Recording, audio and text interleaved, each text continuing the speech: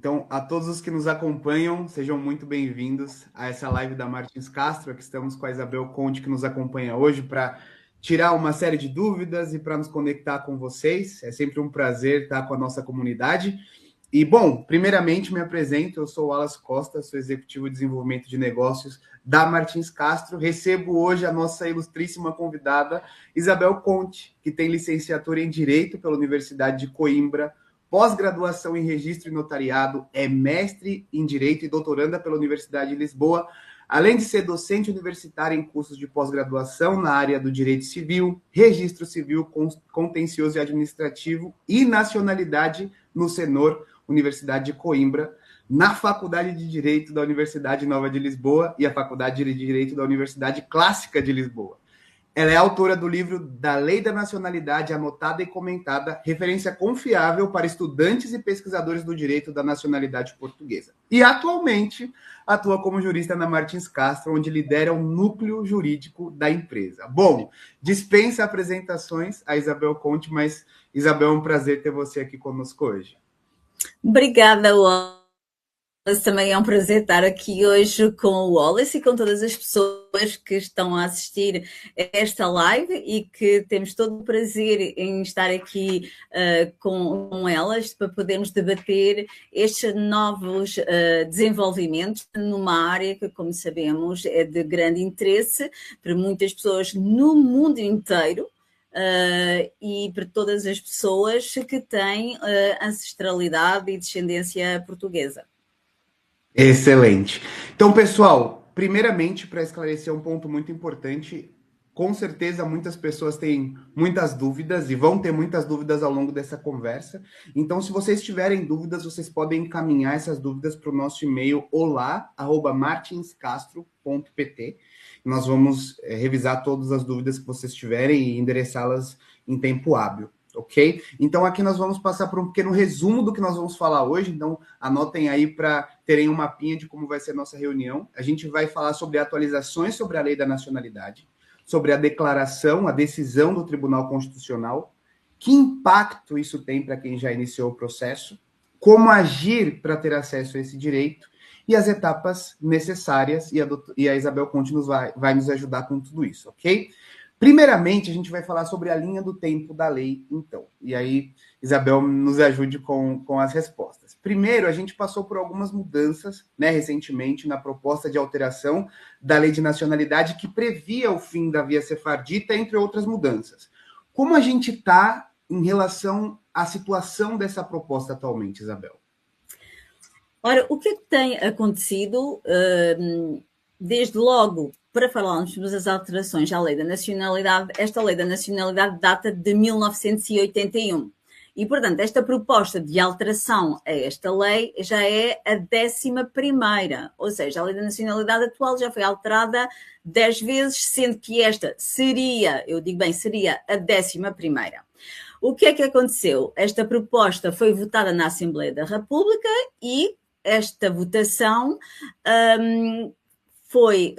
nesta votação foi aprovada esta alteração à lei da nacionalidade. Contudo, em Portugal, para que uma lei entre em vigor, ou seja, para que ela passe valendo, é necessário, mesmo depois dela ter sido votada favoravelmente na Assembleia da República, que ela seja primeiro remetida ao Sr. Presidente da República, e o Sr. Presidente da República é que vai decidir se vai promulgar ou não. O que aconteceu aqui neste caso foi que o senhor Presidente da República, que já muitas vezes não promulgou desde logo leis, mas teve dúvidas quanto à constitucionalidade das mesmas, ou seja, dúvidas se as normas que estão em certas e determinadas leis obedecem e estão de acordo com a nossa Constituição, tem remetido para uma fiscalização preventiva para o nosso Tribunal Constitucional. No entanto, desta vez, o Sr. Presidente da República não foi o primeiro a fazê-lo e quando se tratam de leis orgânicas, que são certas e determinadas leis em Portugal, que são assim chamadas por serem leis que legislam sobre matérias muito relevantes, como a nacionalidade, além do Sr. Presidente da República, também esse pedido de fiscalização da constitucionalidade pode ser efetuado por outras pessoas. E foi o que aconteceu agora com 50 deputados do Partido Socialista, que é um partido que se encontra neste momento na oposição, decidiram pedir ao Tribunal Constitucional que se pronunciasse de forma preventiva, ou seja, antes que a lei fosse publicada, sobre a constitucionalidade ou não das normas que estão nesta alteração. O Tribunal Constitucional pronunciou-se na segunda-feira passada e nesse acórdão o Tribunal Constitucional considerou várias normas como inconstitucionais. Claro que não as considerou todas, mas o simples facto de esta proposta de lei ter normas que são inconstitucionais faz com que agora este diploma seja novamente remetido para o Sr. Presidente da República e o Sr. Presidente da República não pode promulgar esta lei, porque o Tribunal Constitucional disse que tem normas inconstitucionais, sendo ele obrigado agora a remeter novamente esta proposta para a Assembleia da República. Qual é o efeito? O primeiro efeito, desde logo, de tudo o que aqui se passou, é que esta proposta não se encontra em vigor, apesar de ter sido votada favoravelmente na Assembleia da República, porque agora ela está como que inquinada, está como que viciada de normas inconstitucionais. Portanto, neste momento, continuamos a ter a Lei da Nacionalidade na exata redação em que ela se encontra neste momento. Esta proposta não está em vigor, até porque vai voltar para a Assembleia da República e a Assembleia da República vai ter que voltar a discutir sobre isto. Excelente. Qual é o principal impacto, então, que essa decisão tem nesse momento, a decisão do Tribunal Constitucional? O impacto que esta decisão tem, portanto, o primeiro, desde logo, é que, não entrando em vigor, muitas coisas que lá se encontravam não vão, neste momento, não entraram em vigor. Vou dar aqui um exemplo. Por exemplo, o facto da proposta requerer que seja revogada a possibilidade de pedir a nacionalidade pela via sefardita não foi ainda revogado, porque esta lei foi considerada inconstitucional. Portanto, quem quiser pedir a nacionalidade por ser descendente de judeu sefardita, neste momento pode ainda fazê-lo e continuar a fazê-lo.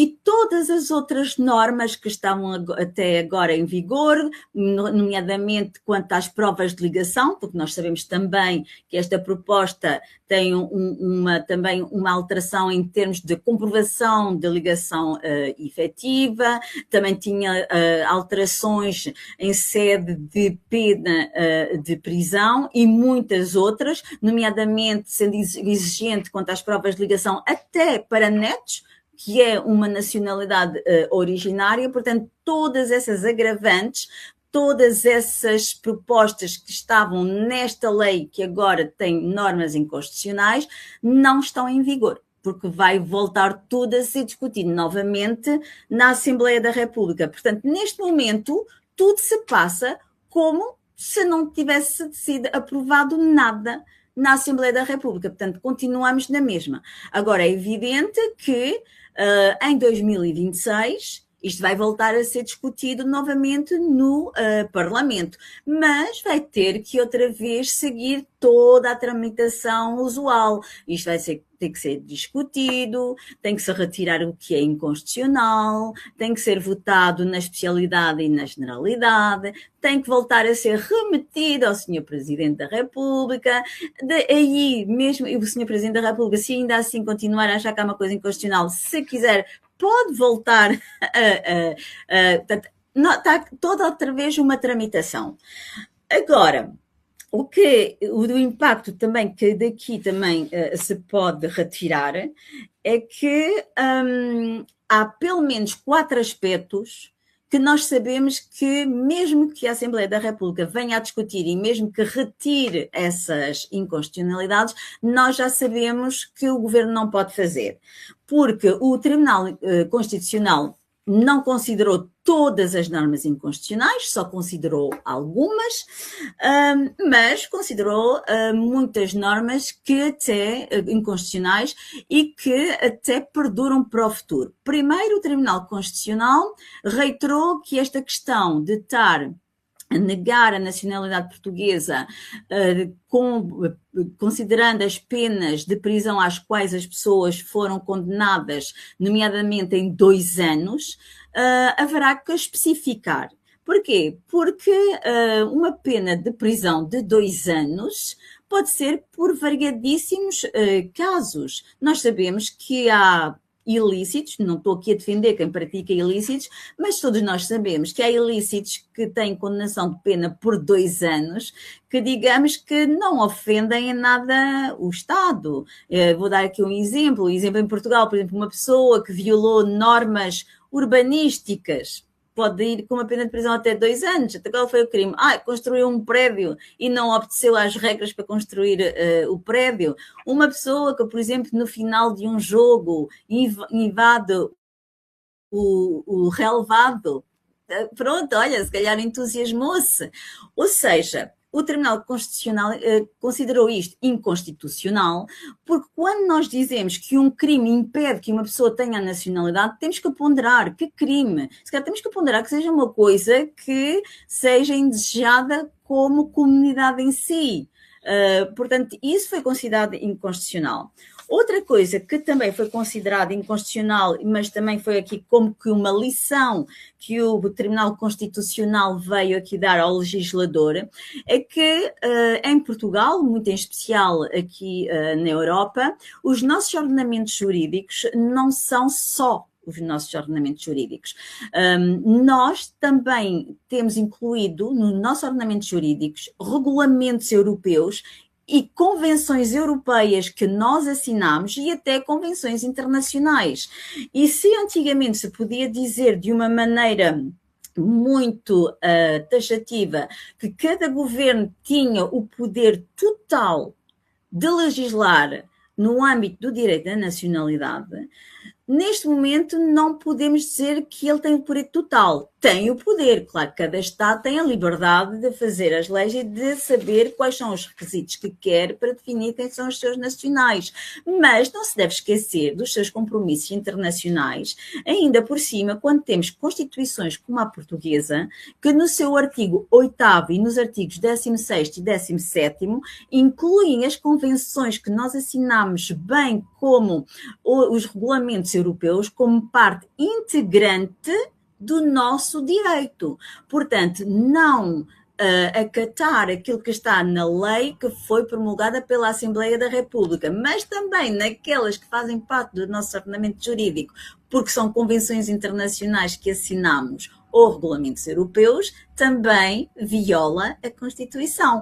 Portanto, existem aqui nomeadamente uma convenção, que é a Convenção Europeia sobre a Nacionalidade, em que algumas alterações que eram aqui propostas iam manifestamente contra essa.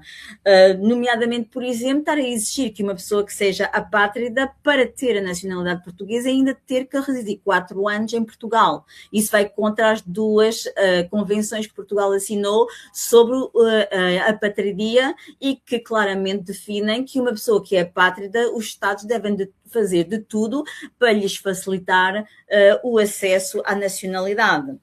Depois também temos uma norma que foi considerada inconstitucional e que é muito relevante para as pessoas, nomeadamente, que residem aqui em Portugal, que é a norma que define que a pessoa, para a contagem do prazo de residência para efeitos de pedir a nacionalidade, conta-se a partir do momento em que a pessoa pediu a autorização de residência e não a partir do momento em que a obteve, porque nós sabemos que os serviços da AIMA, que são os nossos serviços que tratam da emissão das autorizações de residência, têm andado muito atrasado e há pessoas que fazem o pedido, mas só conseguem ter essa autorização ao fim de 2 ou 3 anos. Então, o que é que fazemos ao tempo todo que decorreu desde aí?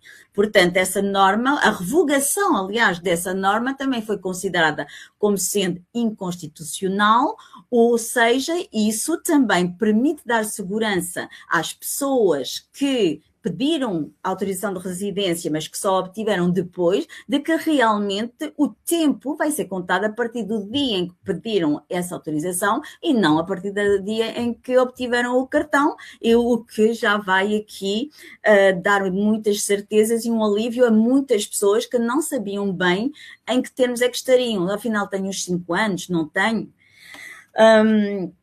Outra situação, que esta é das mais importantes, foi o Tribunal Constitucional ter-se pronunciado pela inconstitucionalidade da norma que falava sobre a aplicação no tempo. É que nesta proposta dizia o artigo 7º de que o deferimento dos pedidos de atribuição da nacionalidade dos processos que se estivessem pendentes no dia da entrada em vigor desta proposta, que eles queriam que entrasse, mas que ainda não entrou, só pudessem ser deferidos se verificasse que no dia em que a pessoa pediu a nacionalidade já reunia todos os requisitos. Ora, para quem trabalha com processos no dia-a-dia e que está a instruir processos, mas também para quem está a decidir, no meu caso, que já trabalhei a analisar e a decidir processos de nacionalidade, todos nós sabemos que quando uma pessoa vai analisar um processo, os requisitos têm que estar preenchidos no dia em que é tomada a decisão. Eu não vou indeferir, ou não vai ser indeferido um processo de nacionalidade só porque no dia em que a pessoa pediu ainda não tinha, por exemplo, todos os documentos, e depois, mas no dia em que se vai analisar tem tudo, mas olha, como no dia em que pediu não tinha tudo, vamos indeferir. Isso até é contra outra norma, que é o princípio da economia processual. Portanto, estas são duas boas notícias que, mesmo que esta proposta venha a ser expurgada das inconstitucionalidades, isto vai ser muito importante. Portanto, neste momento, o Governo vai ter que ter muito cuidado quando voltar na Assembleia da República a discutir isto, para termos uma norma de aplicação no tempo que não esteja a prejudicar as pessoas e que não tenha efeitos retroativos. Porque aqui dava a sensação que o Governo queria aplicar as condições de efeito retroativo, quando as pessoas muitas vezes não estão a pedir a nacionalidade, mas falta-lhe uma coisa ou outra. Mas o que é relevante é que no dia em que a decisão seja tomada ou o processo seja analisado, já tenha tudo. Também gostaria aqui de frisar uma coisa, eu sei que é já um aspecto mais jurídico. O Tribunal Constitucional também não se pronunciou sobre outras normas que talvez nós gostaríamos que ele se tivesse pronunciado, nomeadamente a revogação do artigo 67, que neste momento já sabem, não está em vigor, portanto ainda é possível continuar a pedir, porque também é preciso ver que o Tribunal Constitucional pronuncia-se sobre também aquilo que lhe foi pedido, e o Partido Socialista no seu pedido não enunciou essa norma. De qualquer forma, o positivo é que este acórdão, que tem 120 páginas, e isso é importante dizer-lhe, bem como o outro acórdão que fala sobre a possibilidade que o governo cria de a pessoa poder perder a nacionalidade portuguesa se a adquirisse por naturalização e dentro de um prazo de 10 anos fosse condenada por um crime que numa lista que lá se encontrava elencado, esse foi considerado por unanimidade como inconstitucional. Portanto, isso é uma coisa que não vai acontecer, até porque isso iria criar portugueses de primeira e de segunda.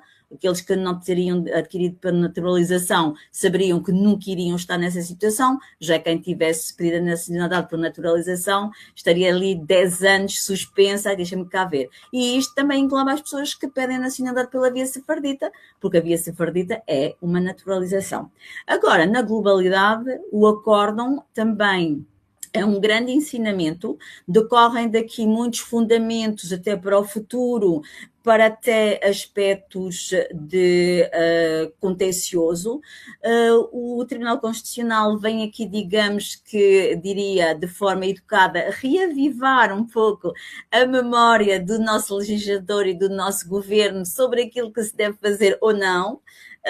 O acórdão é muito pedagógico e daqui sai muita argumentação até para casos futuros, até que se possam passar ou mesmo a nível decisório nas conservatórias. Portanto, o mais importante a retirar disto tudo é que há normas que foram consideradas inconstitucionais e, portanto, nunca poderão ser aprovadas, que são muito favoráveis às pessoas, e a outra é que aqueles artigos que o governo pretende revogar, neste momento continuam em vigor, porque a proposta, a bem dizer, neste momento está novamente na estaca zero. Tem que ser novamente revista, tem que se retirar o que é inconstitucional. E também vamos ver como é que fica, porque nós sabemos que este governo conseguiu uma votação favorável a esta proposta, porque teve o apoio de outro partido. Vamos lá agora ver se o outro partido concorda depois disto ser retirado, nomeadamente a perda da nacionalidade que o outro partido que os ajudou tanto queria. Portanto, agora está novamente tudo em cima da mesa. Uma coisa é certa, e aqui reitero, a lei da nacionalidade neste momento não está alterada e esta proposta não está em vigor. Isso é muito bom esclarecer esses pontos, Isabel, porque nós temos muitas pessoas, né, que têm essas dúvidas e, nossa, mas será que isso pode ou que não pode? Há muita desinformação, então esclarecer esses pontos é valiosíssimo. Eu acho que você esclareceu a maioria dos pontos que a maioria das pessoas nos trazem no dia a dia de preocupação, como, por exemplo, não poder submeter um processo, se eu posso adicionar ou não mais informações no decorrer do processo. Algumas pessoas dizem que sim, outras que não, mas é muito importante ter a lei como base para esclarecer esses pontos para os nossos clientes. Mas uma preocupação muito grande também agora que o Tribunal Constitucional tomou uma decisão, as pessoas ficam muito confusas de quais são os próximos passos, né? Qual é a linha do tempo, o que vai acontecer. Eu gostaria que você comentasse um pouco mais de quais são esses próximos passos do Tribunal Constitucional agora, depois dessa decisão. Bem, desde logo, o Tribunal Constitucional é um tribunal como qualquer outro. O primeiro passo é o Tribunal Constitucional notificar o Senhor Presidente da República da sua decisão. Porque quando um tribunal profere uma decisão, tem que notificá-la às partes, não é? E, portanto, ontem, na comunicação social, noticiava-se que o Tribunal Constitucional ainda não tinha notificado o senhor Presidente desta decisão. Claro que uma coisa é nós termos conhecimento da decisão, outra coisa é receber a notificação. O que é que isso significa? Significa que quando há uma decisão, existem certas formalidades e a formalidade é haver uma formalidade que prova que o senhor Presidente tem conhecimento desta decisão. Para isso, é preciso que agora o Tribunal Constitucional entre em contato com o senhor Presidente da República de forma institucional, não é? Ou significa de forma formal, notificando da decisão. Depois de ser notificado, então, dessa decisão, o senhor Presidente da República deve praticar um ato, que é o de vetar a lei, porque ele, como Presidente da República, tinha que fazer duas coisas. Ou promulgar significaria ele estar de acordo com a lei porque está tudo bem.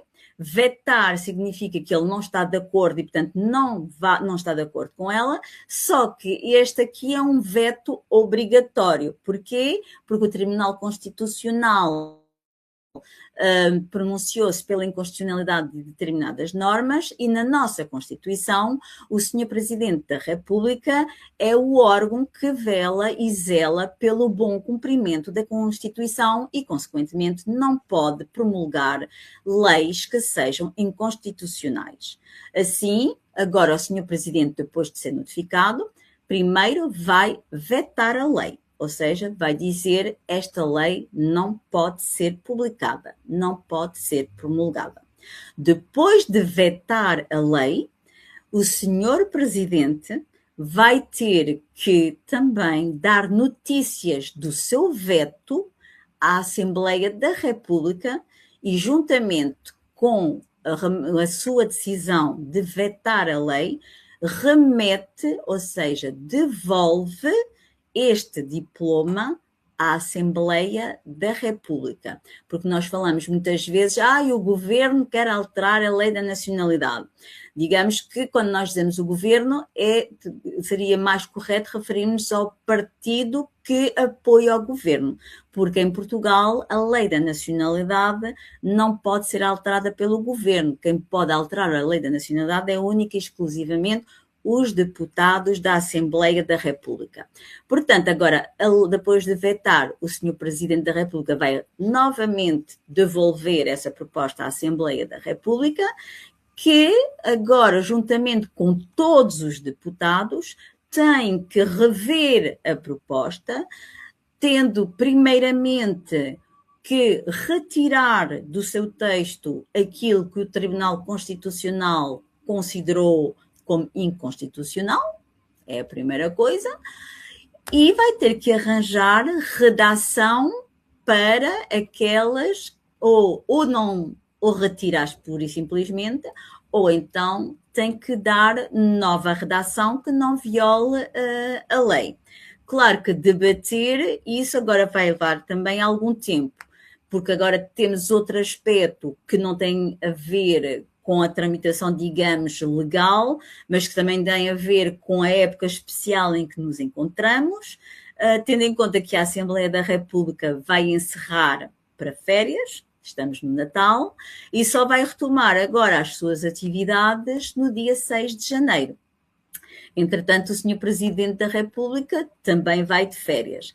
Portanto, neste momento é o que vai acontecer. Portanto, o Tribunal Constitucional vai notificar o Sr. Presidente, o Sr. Presidente vai vetar a lei e vai informar a Assembleia da República do seu veto e vai devolver a lei. Essa lei agora tem novamente que passar por toda a tramitação. Vai ter que ser discutida, votada, e isso agora só lá para 2026.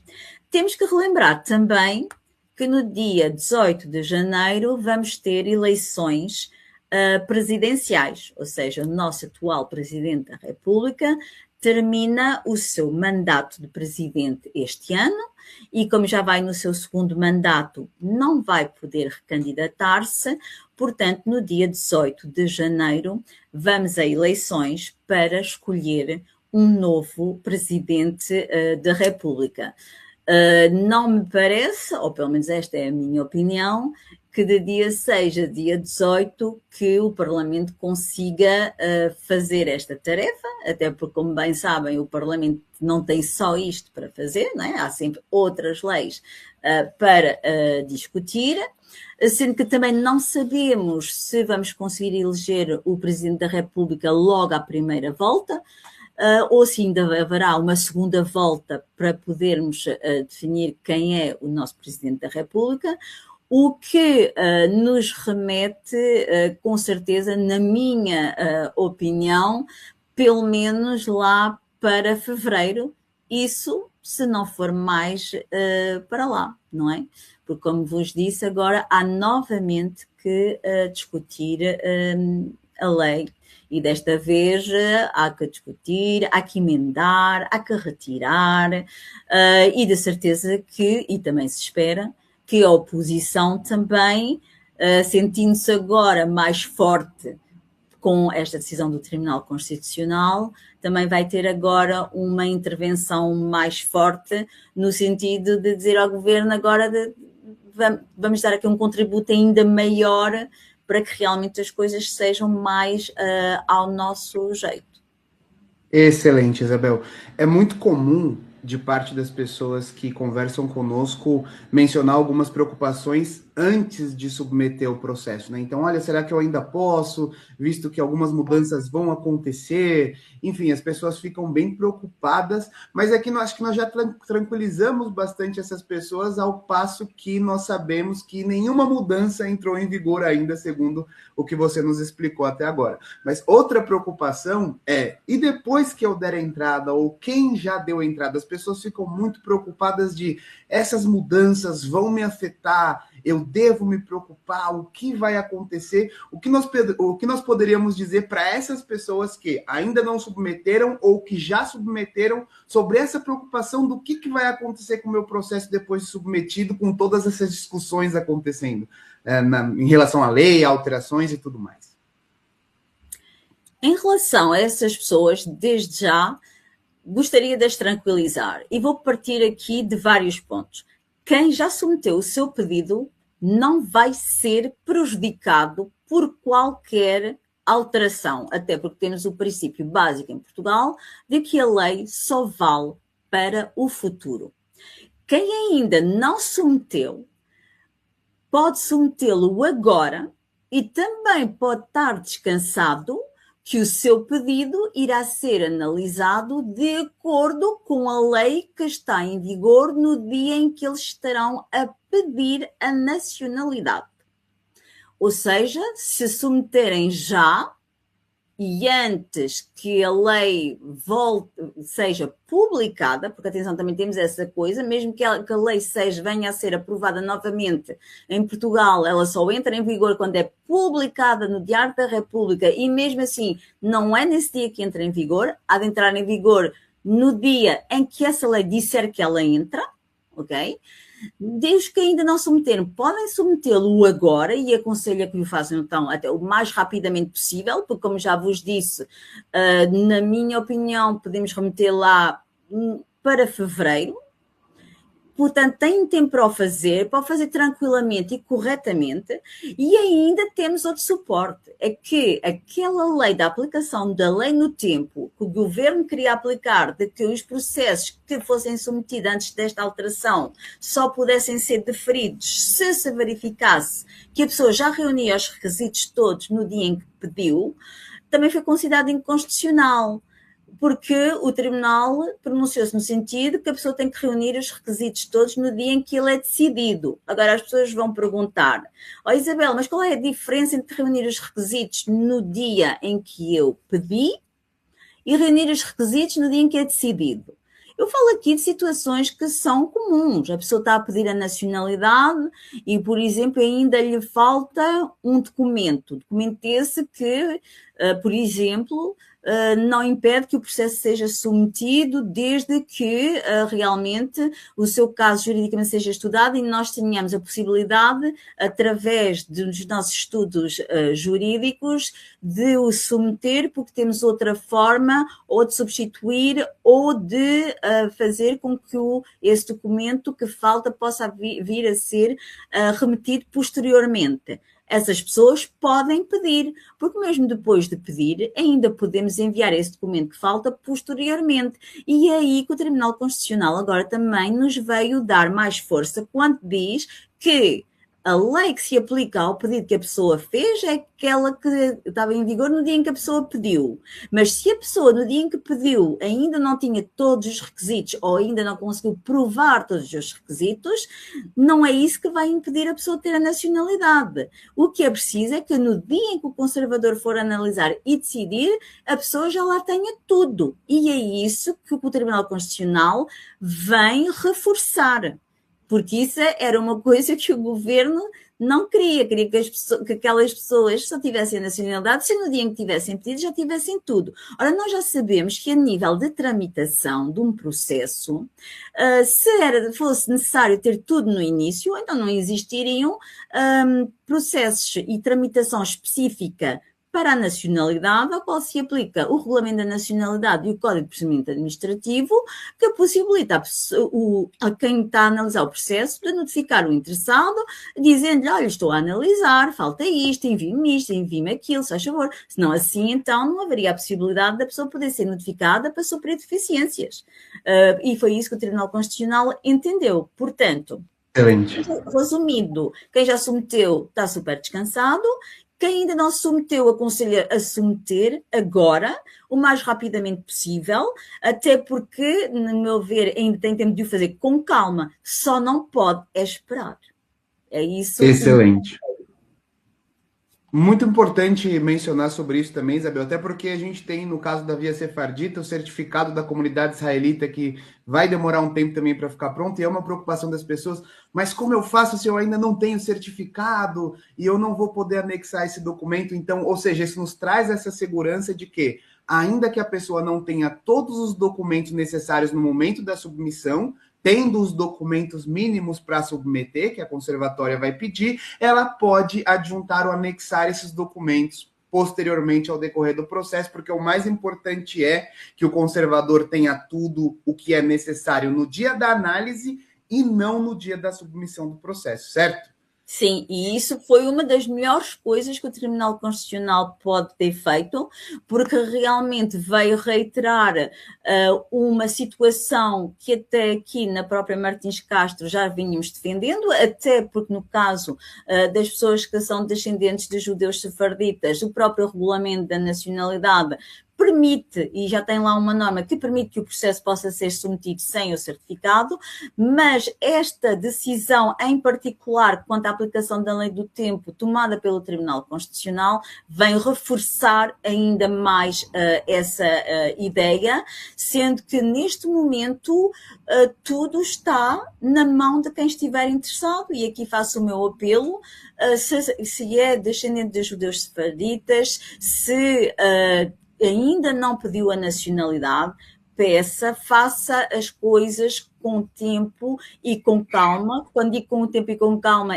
faço agora de forma a poder obter os restantes documentos, porque a lei não entrou em vigor, consequentemente, esta alteração não entrou em vigor, ainda vai ser novamente debatida, porque tem normas inconstitucionais, e, consequentemente, essa forma de obter a nacionalidade, neste momento, não se encontra revogada. Agora, tem que o fazer.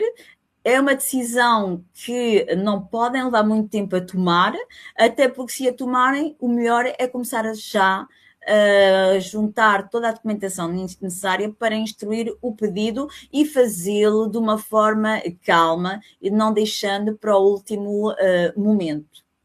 Excelente, até porque é um processo que leva o seu tempo e justamente também a gente tem uma preocupação muito grande que o processo parece não avançar.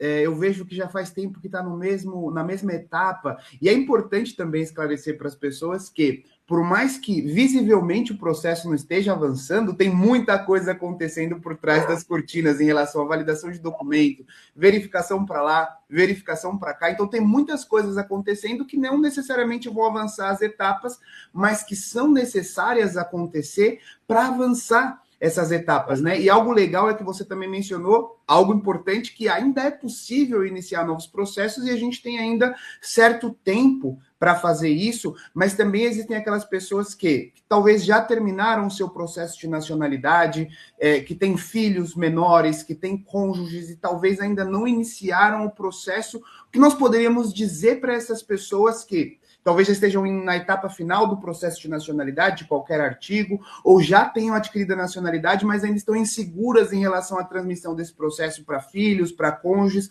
porque a lei vai mudar e ainda não sabem o que fazer? O que nós poderíamos dizer para essas pessoas nessa situação? A primeira coisa que eu tenho a dizer a essas pessoas é que quem está já na fase final do seu processo ou já tem a nacionalidade, que existe a possibilidade de transmitir essa nacionalidade aos cônjuges e aos filhos. Aconselho também a que o façam o mais rapidamente possível, até porque também se avizinham algumas alterações que o governo quer, nomeadamente em termos de comprovação de ligação efetiva à comunidade nacional. Quem já acabou o seu processo, pois será simples, aconselho a que o faça então o mais rapidamente possível e que pense sobretudo na sua família e principalmente nos seus filhos menores e no seu cônjuge. Para quem já está na reta final ou já está há algum tempo e, portanto, já sabemos que a decisão vai ser proferida no máximo ainda durante 2026, aconselho também a que o faça. Porquê? Primeiro, em relação aos filhos menores, há a possibilidade de submeter o processo, até porque o Regulamento da Nacionalidade e o Código de Processo Administrativo permitem que se o faça através de uma suspensão do processo do menor até o pai ou a mãe obterem a nacionalidade. Relativamente ao cônjuge, também aconselho que o façam de forma a obter toda a documentação e também de forma a poder, entretanto, colher toda a documentação necessária para comprovar a ligação efetiva à comunidade nacional, e isso é uma coisa que deve fazer-se ao longo do tempo. Portanto, até o cônjuge obter a nacionalidade portuguesa, esse é todo um passo que deverá fazer e, portanto, deverá fazê-lo acompanhado por alguém que entende de lei da nacionalidade e que poderá acompanhar nesse espaço e na obtenção dessa documentação. E até depois, para submeter os pedidos, nomeadamente quando estou a falar dos filhos menores, porque, como disse, o pedido da nacionalidade é um processo complexo. Em Portugal existem muitas normas rígidas que têm a ver com os processos que são trabalhados rigorosamente pela ordem de chegada, portanto, ninguém é privilegiado. Se o processo que entrou hoje vai ser trabalhado antes do processo que entrar amanhã e assim sucessivamente. A máquina do Estado é uma máquina muito complexa, os documentos têm que ser vistos e revistos e, portanto, quanto mais depressa submeterem os documentos, digamos que mais à frente da fila para a análise estarão. Acresce que o próprio Estado, também devido à falta de funcionários e ao aumento de pedidos, já ele próprio está a violar a lei, porque, como sabe, existe um prazo máximo para que esses processos sejam analisados e decididos. Neste momento, o Estado está a violar esse prazo, o Estado já o reconheceu, sabem que estão atrasados. O próprio Estado criou uma plataforma específica para submissão exclusivamente destinada a pessoas que são representadas por advogados, que, por um lado, ajuda bastante à submissão, é verdade, das pessoas que são representadas por advogados sabem que os seus procedimentos, os seus pedidos são submetidos mais rapidamente. Contudo, essa plataforma, apesar do governo nos ter prometido que iria adiantar a decisão dos processos, essa plataforma ainda não demonstrou totalmente a sua potencialidade e isso tem causado atrasos. Esses atrasos violam a lei, o Estado já o reconheceu, mas, como é evidente, também para quem desenvolve uma atividade no sentido da advocacia, sabe que o interesse do cliente está sempre em primeiro lugar e também os advogados são defensores da legalidade.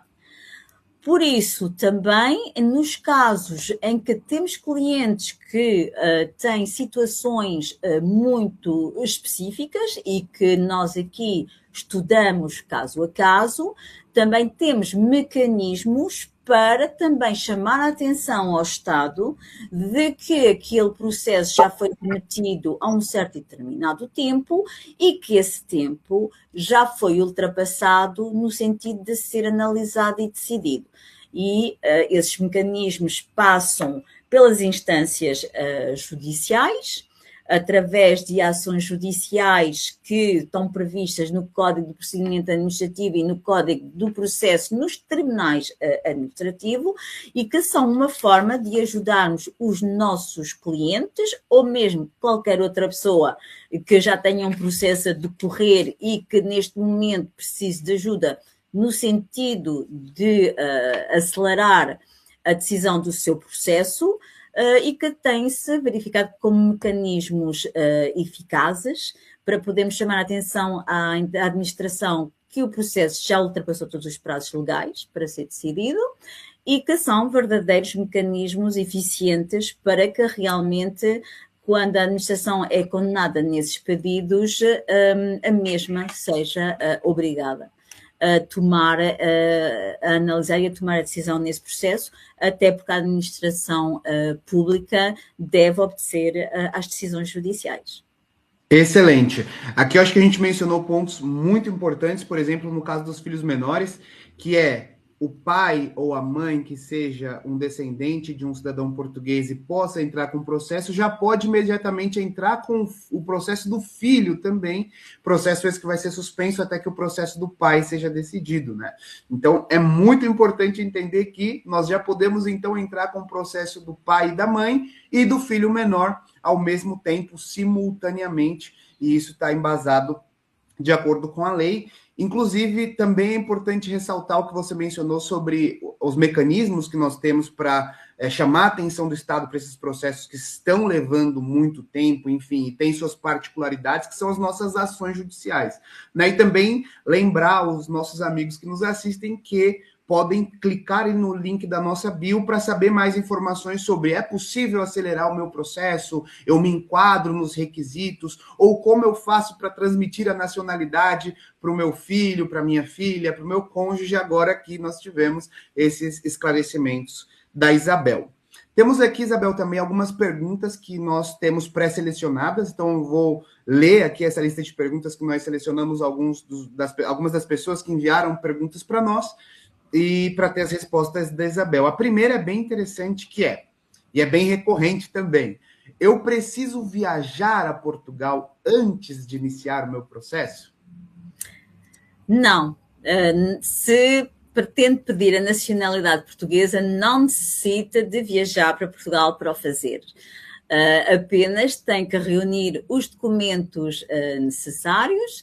Para isso, entre em contacto connosco, que iremos prestar-lhe toda a assistência no sentido de dizer-lhe quais são os documentos necessários que terá que juntar, de forma a que possamos fazer o pedido e ajudá-lo a fazê-lo corretamente. E, portanto, dentro de todas estas movimentações e de todas estas obtenções de documentos, viajar para Portugal, posso dizer que é muito agradável, é um país muito bom, mas não é obrigatório fazê-lo para pedir a nacionalidade.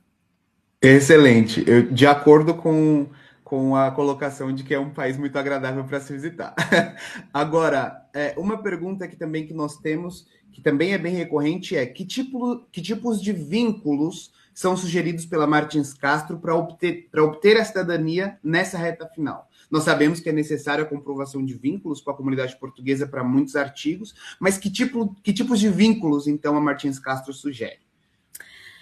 E sim, em relação às pessoas que pedem a nacionalidade por serem descendentes de judeus sefarditas, o próprio regulamento da nacionalidade diz lá taxativamente quais são aqueles que a pessoa pode apresentar. São vários, não são cumulativos, ou seja, não é necessário tê-los todos, basta ter um desses.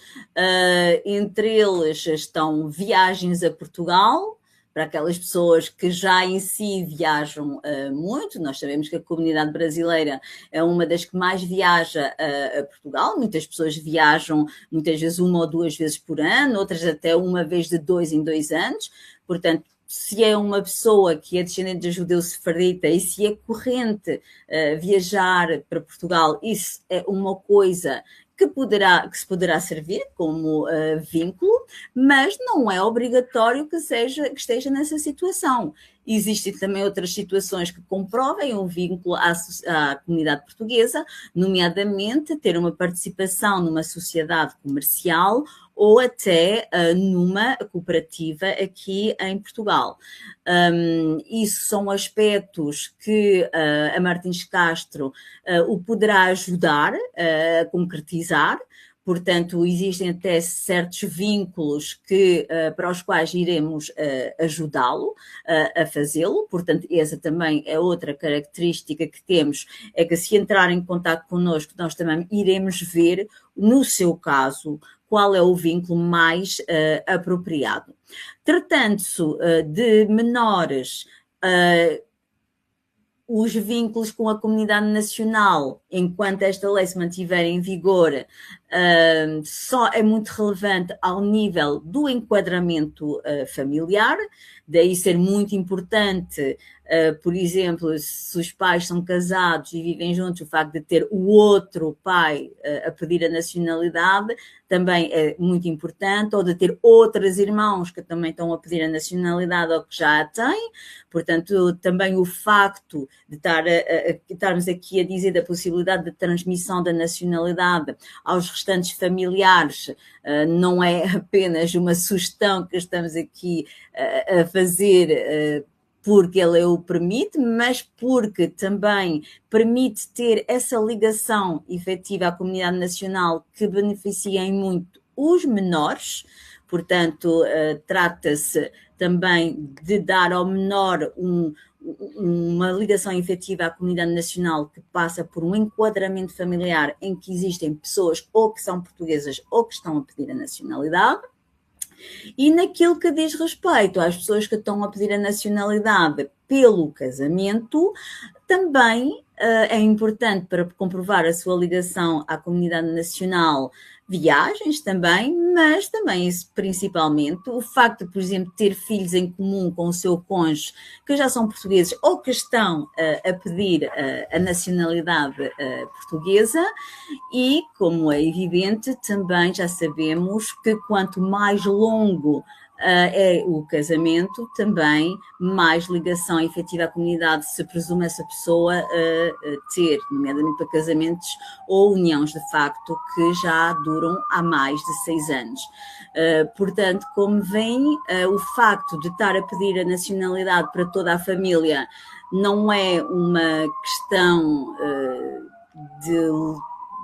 de querer porque sim, é uma questão primeiro de bem-estar para toda a sua família, é uma questão também de futuro, dar a nacionalidade, outra nacionalidade aos seus filhos, é como uma herança, é como outro pilar para o seu futuro. Imagina a possibilidade do seu filho ou da sua filha poder escolher o local onde quer estudar, onde quer viver, onde quer trabalhar, e também de fornecer ao seu filho e aos seus cônjuges também uma ligação efetiva à comunidade nacional que passe por um enquadramento familiar e que facilita em muito a decisão do processo. Excelente. Bacana você mencionar isso, porque é como se nós tivéssemos aqui um monte de gente, um monte de descendentes de judeus sefarditas, de portugueses que têm na ancestralidade, no sangue, uma herança, e muitas vezes essas pessoas nem sequer sabem, né? Então, uma vez que elas descobrem, elas podem passar uma das heranças mais importantes, que é o acesso à cidadania portuguesa e o acesso à Europa, e como você bem mencionou, o acesso a muitas decisões que se abrem, principalmente para os filhos dessas pessoas, uma vez que eles adquirem a cidadania portuguesa. Muito legal. Uma pergunta bem bacana aqui também existe limite de ancestralidade para solicitar a nacionalidade pela via sefardita? Ou seja, tem algum limite de gerações ou não existe limite? Não. Aliás, se verificarmos a letra da lei, o que a lei diz é que a pessoa tem que comprovar que é descendente de judeu sefardita português.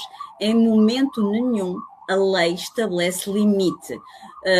Claro que haverá pessoas cujo descendente é mais próximo, outras em que o descendente será mais longínquo, mas a lei não estabelece qualquer limitação em relação à linha de parentesco. Já tivemos pessoas que foram certificadas e que, por exemplo, o ascendente judeu sefardita se calhar até era o trisavô, mas também já tivemos outras pessoas em que o ascendente judeu sefardita já era da 15ª geração, já tivemos até da 18ª geração, portanto não existe limite em termos de gerações para comprovar. O que é necessário, sim, é realmente ter um ascendente que seja judeu sefardita. Agora, se ele é nosso trisavô, se ele é da 14ª geração, se é da 16ª, se é da 18ª, isso não interessa. É preciso que isso seja comprovado.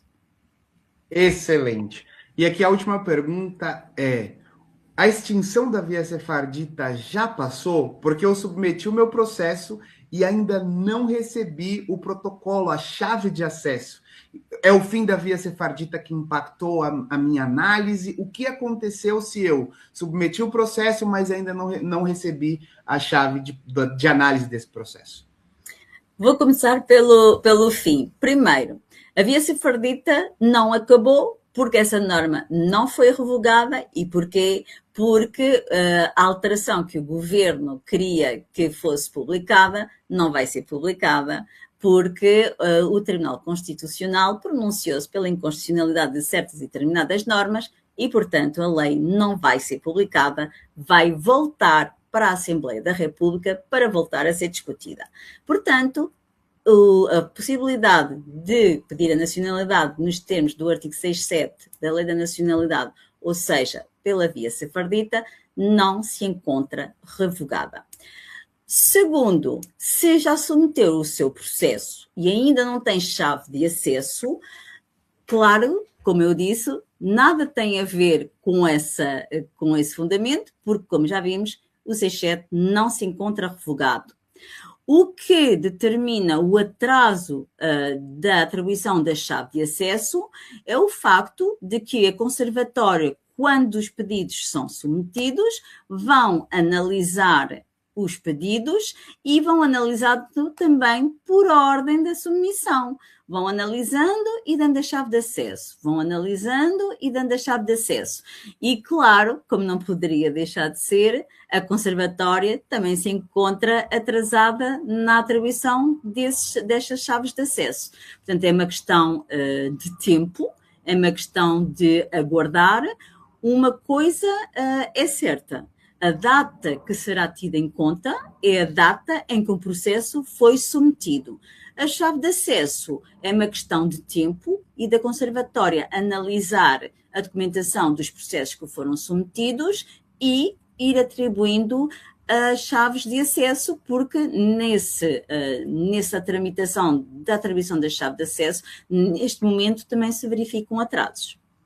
Excelente. E aí a gente volta também naquela questão da ordem de chegada, né? Então, Sim. Beneficia-se quem chegou primeiro, portanto, o importante aqui é que quem tenha direito dê entrada o quanto antes.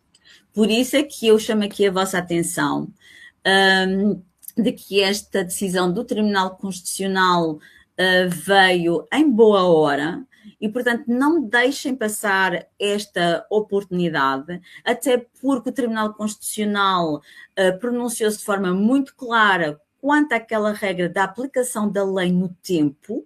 Isso vai beneficiar muitas pessoas que vão pedir a nacionalidade neste momento, porque mesmo que falte alguma coisa, a Martins Castro irá orientá-lo no sentido de conseguirmos submeter o processo e de remeter o documento posteriormente, sendo que, como o Tribunal Constitucional assim o reiterou, o que será relevante é que os documentos lá estejam todos no dia em que é tomada a decisão e, portanto, mais uma vez, vos aconselho, desde que já reúnam os requisitos, a fazer de tudo. Contacte-nos, peça-nos conselhos. Nós estamos aqui para informar, para submeter o seu pedido e vamos aproveitar este tempo em que a lei vai ser novamente discutida, vamos aproveitar este tempo em que os tribunais e a democracia funcionaram, em que temos um Tribunal Constitucional que está aqui para zelar pelo cumprimento da Constituição e vamos, então, submeter os pedidos que forem possíveis ainda submeter antes que haja alteração. E como é evidente, a Martins Castro também, além de estar aqui para defender os interesses dos seus clientes, é um escritório de advogados. Nós temos uma grande componente também de estudo, também temos um grande componente de investigação e é claro que, ao mesmo tempo que temos uma equipe que está a submeter processos e a analisar a documentação, também temos outra parte da equipe que acompanha esses processos legislativos, vamos acompanhando o que se passa e o que não se passa, para não só nosso conhecimento, mas também para a segurança dos nossos clientes. E, portanto, neste momento, claro que estamos a acompanhar atentivamente esta remessa novamente do diploma à Assembleia da República, mas, ao mesmo tempo, dizendo aos nossos clientes que, justamente por ele ter sido remetido, vai ser remetido novamente à Assembleia da República, ainda temos tempo para pedir a nacionalidade e que o 67 não se encontra revogado.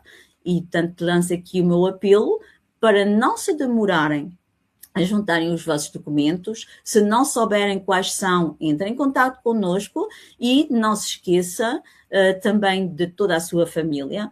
Hoje em dia poderei dizer que ter uma segunda nacionalidade não é um capricho, é uma necessidade, é um direito fundamental, como também o sublinhou o Tribunal Constitucional.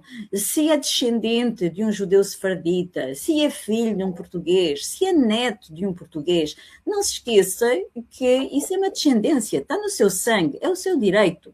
Portanto, peça a nacionalidade e contacte-nos, não tenha receio, não sabe quais são os documentos, não se preocupe com isso, nós estamos aqui para lhe indicar, mas faça-o o quanto antes. Excelente, Isabel. Bom, chegamos ao final da nossa live. Foi uma conversa super rica em uma troca de informações e, bom, o objetivo é justamente esclarecer todos esses pontos que geram confusão entre tantas pessoas, uma vez que as coisas estão acontecendo muito rápido, e às vezes as pessoas ficam muito confusas. Então, que oportunidade especial de esclarecer de fato. Então, Isabel, muito obrigado, enfim, por toda a troca, pelo seu tempo.